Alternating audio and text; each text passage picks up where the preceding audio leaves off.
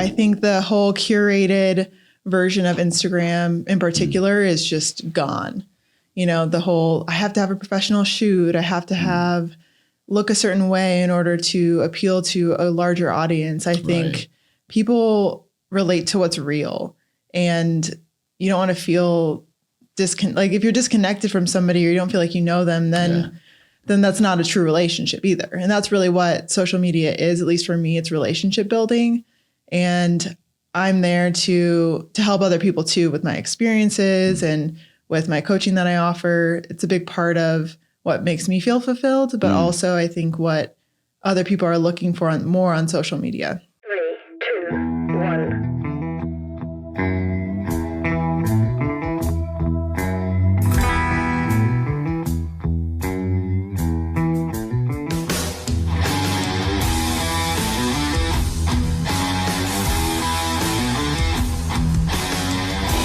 Hi, everybody. My name is Sam. I'm here on Everforward Radio talking about health, fitness, social media, how I've experienced everything for the past 6 years of social media, what I like about it, what I don't like about it, and how to just move forward with being your most authentic self. Sam Plan, back on the EF radio airwaves. I was just pulling up. I can't believe it's been 2 years. 2 years, episode 201.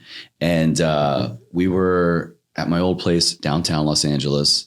And these last 2 years have done a lot for a lot of people.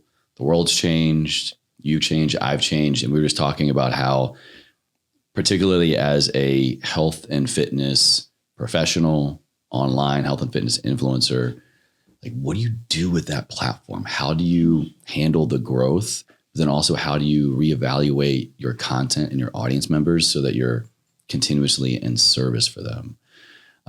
That's been kind of top of mind for you recently, huh?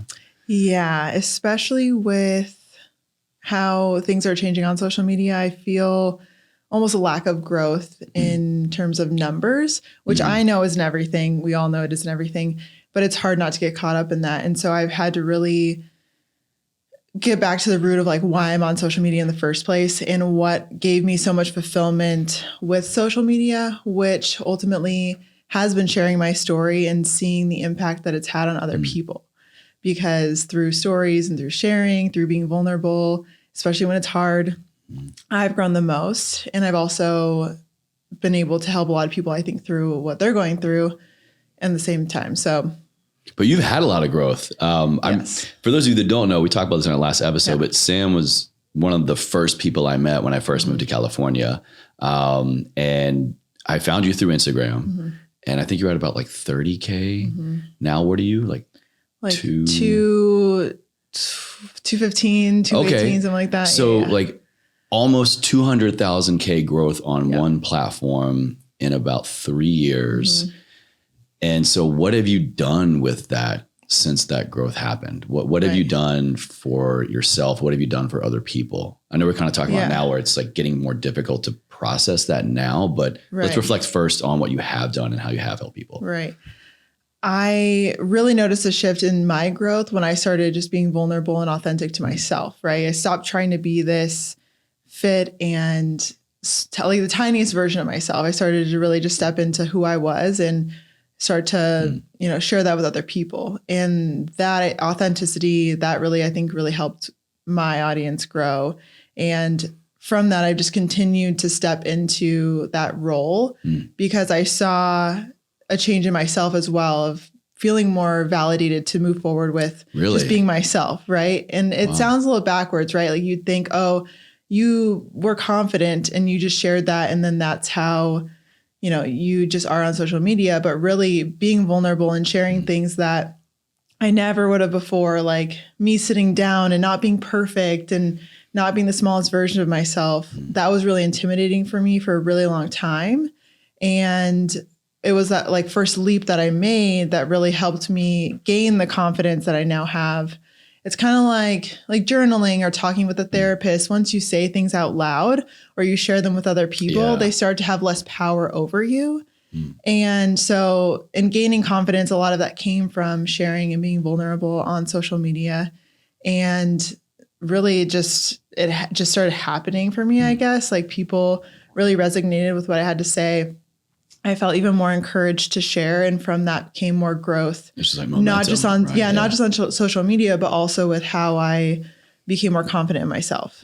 So you're saying what you experienced when opening up and becoming more your authentic self online kind of worked in reverse to help you become more authentic in real life? Because I know a lot of people will say or think that you need to become this version of yourself first, in air quote here, real life, before you can share that person on social media. Right. And I've had almost like the inverse experience. And I kind of unpopular opinion too. Like when I started dating the person I was dating last time, I didn't have the confidence that I do now, but seeing myself through someone else's lens who loved me as much as they did helped me see myself differently because of that relationship. And I know a lot of people say like, oh, love yourself first, get to know yourself first and kind of have your list of what you're looking for and know who you are and what you want. But it was kind of the inverse for me, at least in that relationship, to help kind of develop a better understanding of how I maybe look to other people instead of being so caught up in how I thought others perceived me, which was this imaginary idea of what that was. Do you think that same model would work now? Like, would you recommend that same approach to authenticity for yourself and for social media for people now? Yeah, absolutely. Yeah. I think the whole curated version of Instagram in particular is just gone. The whole, I have to have a professional shoot. I have to look a certain way in order to appeal to a larger audience. I think people relate to what's real, and you don't want to feel like if you're disconnected from somebody or you don't feel like you know them, then that's not a true relationship either. And that's really what social media is. At least for me, it's relationship building. And I'm there to help other people too with my experiences and with my coaching that I offer. It's a big part of what makes me feel fulfilled, but also I think what other people are looking for more on social media. I would agree. I'm curious, do you have like a protocol? Like how do you show up? Do you have a plan? Is it like, this is what I'm going to do, how I'm going to say it? You're more aware of this is what authentic Sam needs to look and sound like? Or is it literally like, what's the Sam plan? I would say it's more just unfiltered. Okay. Like I don't put I think I put some thought into like what I say and how I share it, but I don't overanalyze it. I don't try and pick it apart and think about it from, all these different perspectives. I just share a lot as much as I can. And it's also hard to share a huge message in any given moment, right? Like if there's something that I want to say, I don't almost always know how to say it. Instagram, posts have kind of been my therapy of being able to share an image, but then also be able to share a long paragraph, which is the meaning behind it. Yeah, it's easier for me to do that in text than it is like in a reel. But reels are really cool right now, and everybody play the game a little bit. I know, but it's so hard. And and that's like kind of the hard place that I'm in right now too. Is I do have a lot of things that I want to say, and a lot of people I want to help with going through what I did, eating disorder, and with struggling with body image, right? Like stuff, basically putting my body through so much, and coming to a point where I just want to live a really happy and healthy life. And how do I get there? Right? Like it's not too much to ask, right?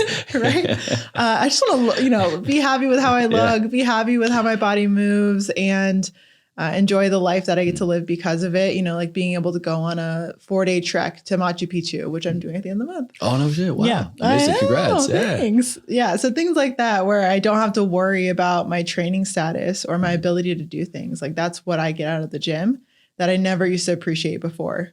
And I think a lot of it's mindset, but also physically putting yourself in a position where you're not abusing and taking advantage of your body through nutrition and training, which is easy to kind of flip that switch and be like, okay, now I'm in a phase of eating healthy and exercise, or now I'm in a phase of like not. Different season of life, season of training. Yeah. Right. Getting away from that. So we were talking about earlier, kind of a current struggle of yours is you're being reminded, or you're reminding yourself that in this authenticity that you're sharing, you have different people in your audience, and they may not be where you are right now. They might be a beginner. They might be someone beyond you. So from a creator's standpoint, I'm curious, how do you kind of take inventory of all these people in your audience so that you can be your authentic self with all of them, but still kind of serve them in their different areas of the journey, so to speak. Yeah.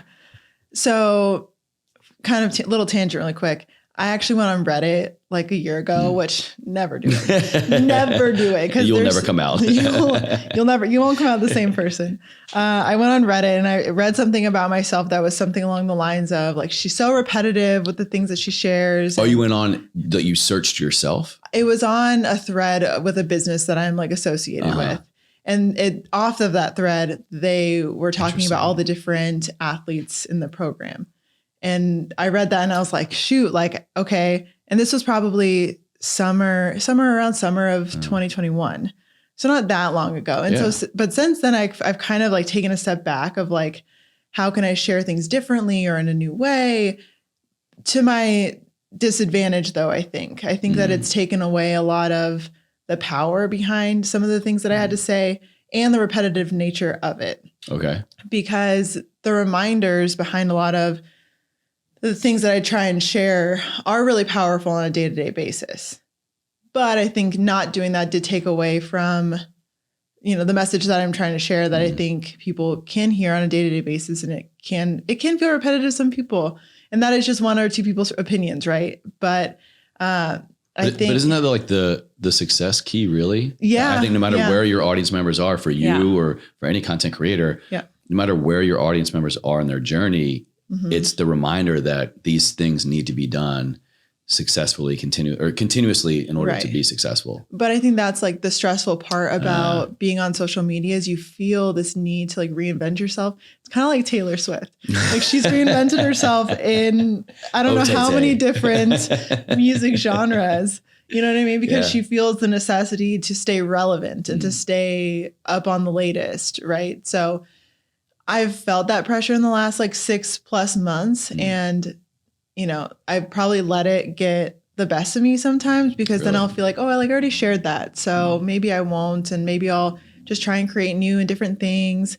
But really, is that me staying true to myself, or is that me listening to people that just have an opinion on how I show up in the world? Right, exactly. And there's always going to be new people coming to you, and it's hard for me to remember. And I trying to remind myself to continue to share things no matter what, how many times I've shared them, that there's always going to be someone new that's going to benefit from it. And even if it's just one person, right? It doesn't have to be every person who views a post or a story or a reel is the first person to ever hear that message come from you. Right. Yeah. But also I think sometimes depending on where you're at in your life, it will have a greater impact on you when you hear it. If you're not ready to hear that message, then you're just going to brush it off and move on. Yeah. But if you're in a position where you're like, okay, I'm so frustrated with this endless gaining and losing weight, and I just really want to find a place or find, the movement and the nutrition part that is going to be sustainable long term. And then you hear a message like along the lines of that, and you're like, okay, that feels more reasonable. She's done you're it. Finally ready to receive it at that point. Exactly. Yeah. Right. You're not closed off to it. Do you view your platform? We'll take Instagram, 215,000 followers. Do you view that as I have 215,000 people that I need to serve? Like, I'm curious on the other end of it, of having such a large platform, like how do you handle that? Because I know you, and I know you're out to help people, coach them, provide valuable content, education, resources. But that's a lot of people to take on. How do you handle that? How do you process that? How do you view that? Great question. How do I view it? I think like a lot of people, I probably sell myself short in a lot of ways, and understanding and fully grasping the magnitude of what that means and what that can look like probably falls a little short on me sometimes. And that responsibility and living up to it, I don't always take advantage of. How so? Days will go by where I don't post anything significant on a Significant story. To whom? Like I post my breakfast, or you know what I mean? Or I post my coffee, or I, I don't share anything of what I would consider to be value or educational, Yeah. right? I don't share workout. I don't share, But isn't that kind of the catch-22 here of Yeah. what we're talking about is who deems it significant? Right. This is your day, your authentic self Right. you're sharing through, but also we're trying to be of service to others and be mindful of their whole journey. Right. So who's to say it's significant or not? Right. And who's to say what's valuable to one I guess the person people on might- Reddit do. right. Those two people on Reddit really, definitely. It's definitely a perspective thing. And just because it's something that I've lived and experienced for years, again, doesn't mean that it's not fresh to somebody else. So Right. something that I find to be so obvious certainly is not to a majority of people. And again, I just think I get lost in that a lot. And it is something that I'm working on. But even just having conversations about it for me helps me feel more motivated and empowered to share more variety and just more of my life that maybe I've been closed off to because I don't want it to be repetitive. Interesting. Okay. So this is really my therapy session. this, welcome. This is not a billable hour, by the way. I was about to say, this is my coach here, Chase, and he is Swipe up, subscribe. But I'm curious, like for you now on the creator or consumer side, how do you shift out of creator mode into consumer mode? And when you're consuming content, I'm assuming you do, like people, educational resources, fun. Do you just kind of check out as a creator and just turn into consumer, or being a consumer, do you take note to get better at the creator aspect of yourself? I find it very difficult to be a consumer on Instagram. So I very rarely spend any time scrolling or things like that. I will in the sense of looking for sounds for reels and things like that. It's so lame, but it's so true right now. But it's true. What's trending sound? Yeah, you're always looking for that up arrow in the corner. Save. But yeah, it's hard for me on Instagram to be a consumer. And however, on TikTok, I'm a big consumer. How can you turn down the talk? It's so They hook you. addicting. Yeah. I know. When I first got it, like I would have that guy pop up my screen that said, "It's a little late. Like you've been on here Your a screen little alert too time." long." Yeah. It'll be here tomorrow. And then I literally would turn it off. It works. Because I'd be like, he's right. Wow. So on TikTok, I think I enjoy it more from a consumer perspective. It's hard to translate what I do on Instagram to TikTok because it's just completely different. But I'm starting to enjoy it more and create more on TikTok. I think it's easier for me to be just like off the cuff and just post stuff. It's more relaxed over there, right? It is because some people will see it, some people won't. And it's not like you have people will just scroll and pass you by if they don't like it. Well, I say that, but also people can be incredibly negative on TikTok. Yeah. It's kind of anywhere they can leave a comment. Yeah. And I think people enjoy on TikTok more so creating negative comments that might be well liked. Like creating a viral comment is like a thing on TikTok. Whereas it's not. You can make a viral TikTok or a viral comment on TikTok. Damn. Right. Based on like you're just being a snooty, judgmental person. Jeez. It's so weird. But at least from what I've experienced, it's more positive. I enjoy the content that I've served because obviously they know me now. Yeah. And I like the educational stuff on like skincare and how to decorate your home. Like the more variety, I get way more variety on TikTok than I ever would on Instagram. All the like total human aspects. Yeah, not just the one. Exactly. Kind of It's so much more variety. Whereas on Instagram, if you like a fitness post, like you're going to see all fitness on your page. Or if you like a baby post, all babies. It's crazy. All fitness babies, just jack babies. What do you, are you hopeful for something right now in social media? Like in general, maybe not one platform specific, but having been a content creator for several years, experienced great growth, you have a business out of it. What are you really leaning into the most right now? What are you most hopeful for that these platforms can do for the creator side and the consumer side to actually be of service? We'll keep it under the umbrella of health and fitness here. I mean, you're always going to have people sharing their opinions and you're always going to have people sharing misinformation.